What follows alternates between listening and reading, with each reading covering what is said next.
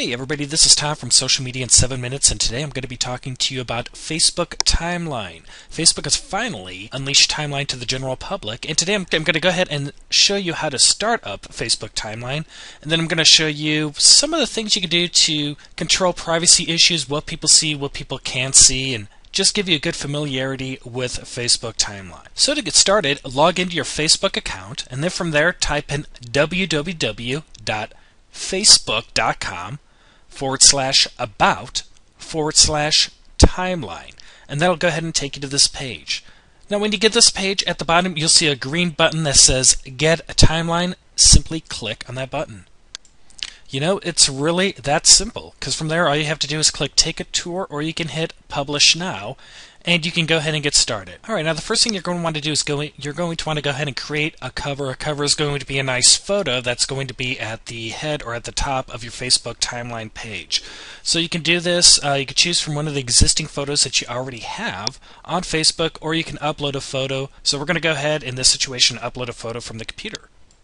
Now when you're looking to choose a cover, you want to make sure that the cover for your profile picture is going to be wide enough to fit, so you want to make sure it's at least 399 pixels wide.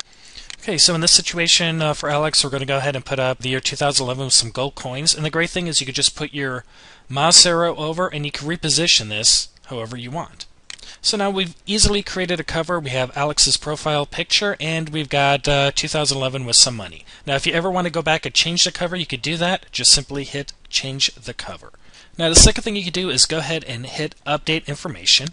And when you hit Update Information, you can fill in your work and education experience, or where you're living. You can add family members so other people could see, as well as you could go ahead and enter in information about you, basic information, contact information. Really, the more information you put in here, the more personable you're going to be on Facebook, and the more connections you're going to be able to make. Now, the third feature we're going to talk about is the activity log. There's actually quite a bit of stuff you could do here. Here it's going to show you everything that you've logged, everything that you like or don't like. Let's say you don't want to like this link anymore where it talks about the Facebook timeline. You go ahead and click on this button. You can feature it if you want to feature it. You can hide it if you want to hide it. You can unlike this. So you can always go back through your activity log, see the activity that you performed, and you can change that. You can either, like I said, feature it and kind of make it a bigger deal, or you can hide it, or you can unlike it. Now you can also just go onto your timeline and feature stuff as well. So if you click on the star, you can feature it, and it's going to change the dynamics. So as you can see, now that it's featured, it's much bigger. If you didn't want to feature that, you can click the feature button again, and it'll put it back to its original size. If you want to edit or remove, you can click on that, and you could just hide it from the timeline if you wanted to do that. Okay, now if at any time you want to know how other people see your site, because again, people aren't going to be able to see activity log and some of the other things that you have on the site, you can simply click on this, View As, and that's going to go ahead and show you exactly what your Facebook looks like to the general public. Now the more that you add to Facebook, the more this is going to be pretty cool. You can always add, it'll show your friends up here, and people will be able to click on this and see what friends that you have. The more photos that you upload, the more photos will be shown here. You'll be able to click on that and see the variety of photos that you have. The more that you visit places on maps, it'll show up here on the maps. It's kind of a cool function. The more things you like, if you click on like, you know, it's very easy to add. You can pick what music groups you like, what books you like, what movies you like. And again, the more information you put out there, the more people are going to be able to interact with you. Now if you want to go ahead and update your status, simply go to the status box. You can update that. You can choose to put in whatever information you have. You can add a year or a timeline to it. You can also add a specific location to this.